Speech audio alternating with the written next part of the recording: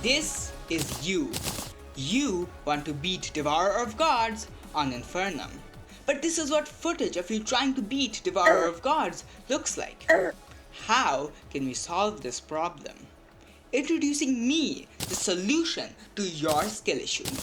This video will be split into 3 sections. In the first section, I will tell you how to prepare for the boss, including recommended gear loadouts. In the second, I will go over every single one of the boss's attacks in detail, ending with a no-hit clear of the boss. And in the third, I will show you a secret strategy for the boss that will make no-hitting the boss practically free. Anyways, time for me to stop yapping and get on to the actual guide.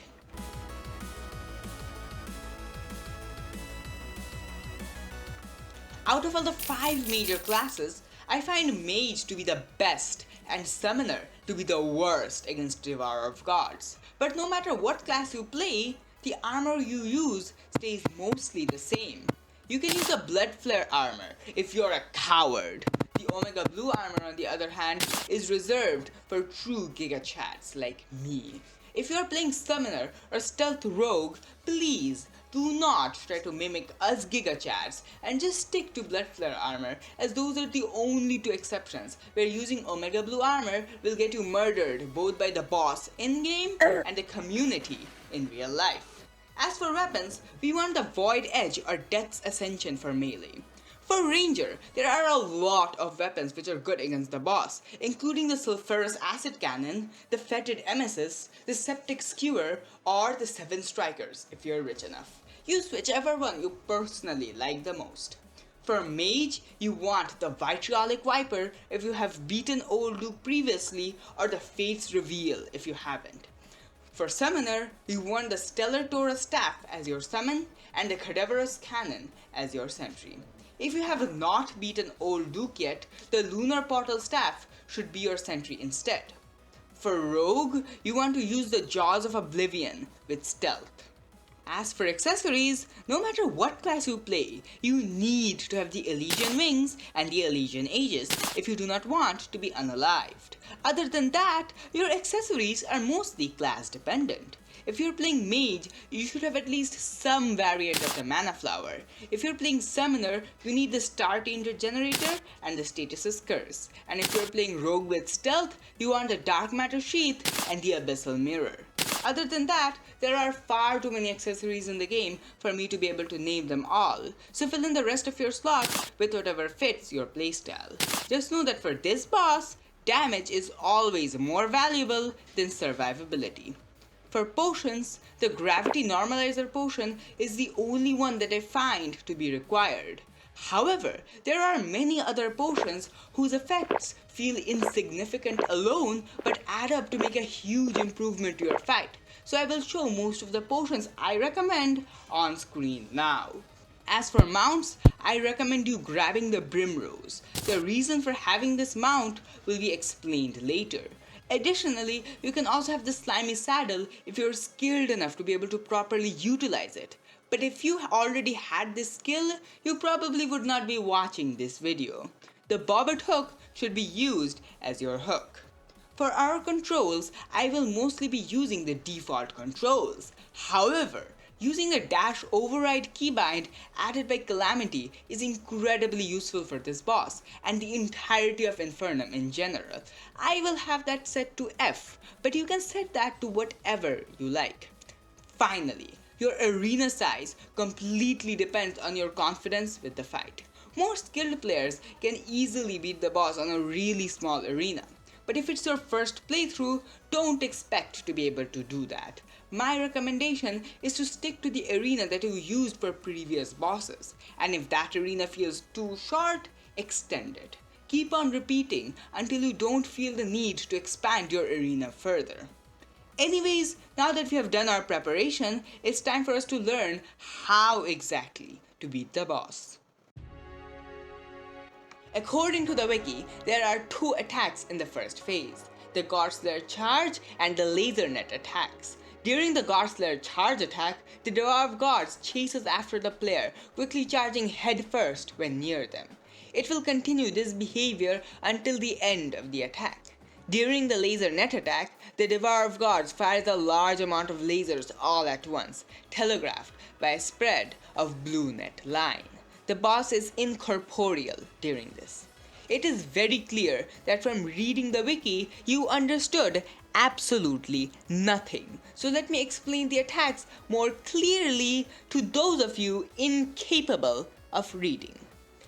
The first and by far strongest attack of the boss is the Godslayer charge. This attack is incredibly infamous as it can do damage. A lot of damage. We need to prevent ourselves from getting hit by this attack at all costs. This is where the Elysian Aegis comes along. You will have to stand still and time the dash button to dodge the attack, is what I would have said if I was absolutely brain dead. Timing is incredibly important for the boss, but there is something almost equally as important. Spacing.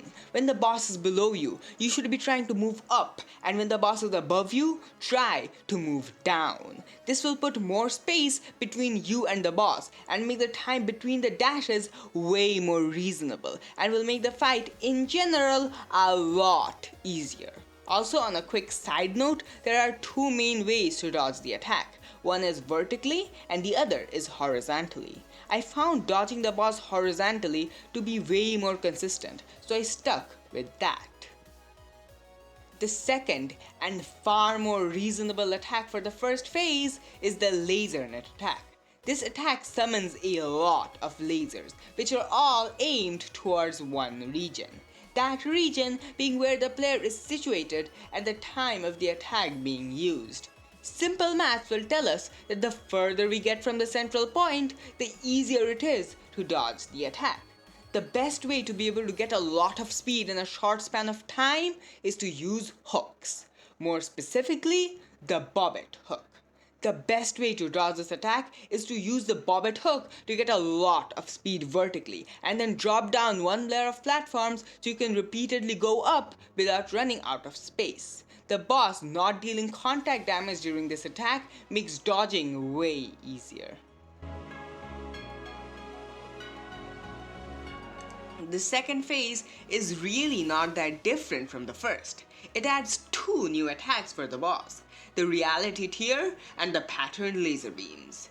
During the Reality Tear attack, the Devourer of Gods leaves the area. Immediately after, a portal appears either vertically or horizontally to the player. There is a line on the portal that indicates where the Devourer will leave from. After a bit, the Devourer charges out of the portal and continues chasing the player. During the Patterned Laser Beams attack, the Devourer of Gods leaves through a portal, laughing. Soon after, a large pattern of lasers fire out. There are two types of laser patterns, the grid and the polygon. The first is comparable to a grid-like pattern, either diagonally or laterally. There are square or rhombus-shaped gaps in between to stay in. The second is comparable to regular polygons. The gaps in this pattern are generally larger than the grid pattern. The Devourer of Gods fires 8 rounds of lasers during any individual instance of this attack. Only one type of laser pattern is fired for all 8 rounds. After 8 rounds of lasers, the Devourer of Gods charges out of a portal placed directly above the player. Unlike the regular portal charge, this will track the player as shown by the perpendicular line telegraph. It is pretty obvious that reading this made you more confused than educated. So let me explain the attacks in more detail. The Reality Tear attack is rather a movement technique than an attack. For the purpose of this video, the attack the Devourer of Gods does upon entering the second phase will also be classified as a Reality Tear attack. Now, the main thing to keep in mind when dodging the Reality Tear attack is to always be positioned below the attack so that you're not forced into dodging vertically. The timing for dodging the attack might take a bit of getting used to, but is not all that bad.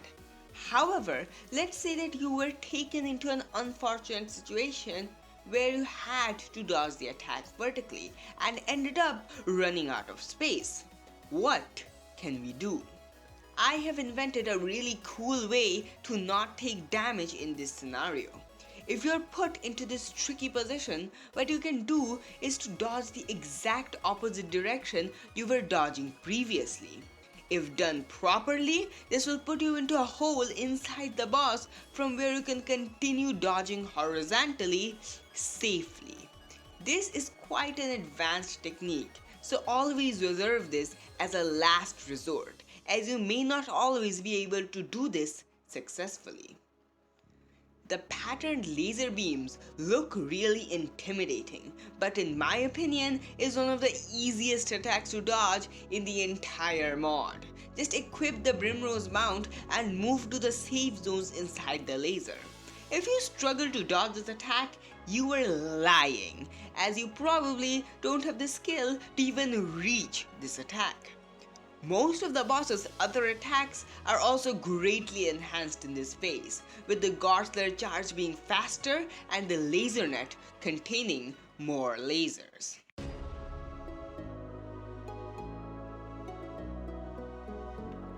The final phase of the boss removes every attack except the Gorsler charge and adds one new attack. This new attack is the chained portal charges. During this attack, the Devourer of Gods leaves through a portal. After some time, another portal is created near the player.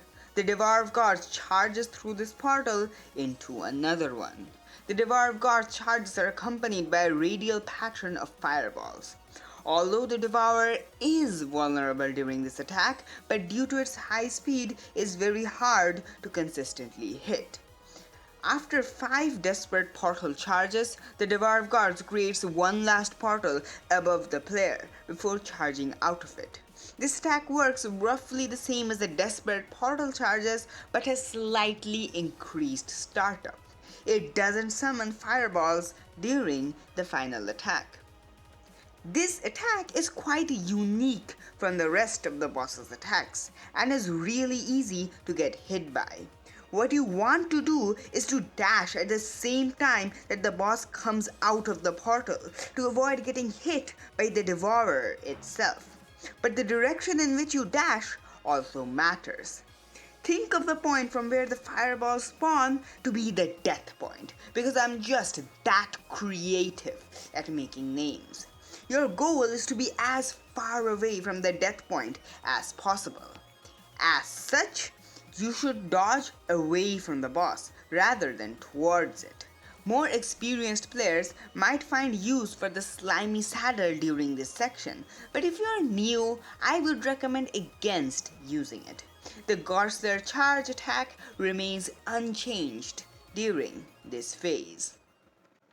Now that you understand how to beat the boss, let's look at a no-hit clear to see all the tactics I mentioned in action.